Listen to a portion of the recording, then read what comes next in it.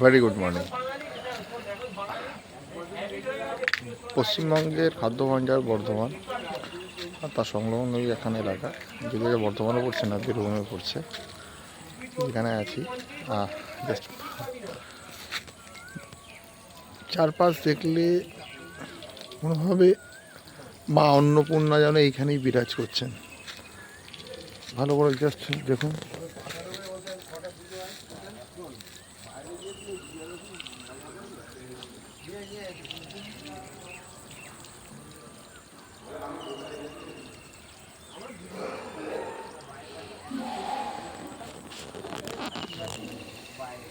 যতদূর চোখ যাবে, মানে যেই প্রান্তর পর্যন্ত, সেখানেই ধানের চাষ হচ্ছে। এবং দূরে দেখুন, এটা আমাদের অন্নদাতা চাষিরা ধান তোলার সময় হয়েছে। সোনালি শস্য, ধানগুলো সব পেকে গেছে, ধান তুলছে। এই দিকের ক্ষেতগুলোয় ধান তোলা হয়ে গেছে।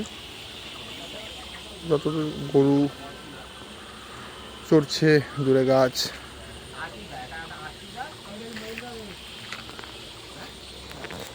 মূলত গ্রাম বাংলার প্রকৃত রূপ এখানে আমি আজ দেখতে পাচ্ছি।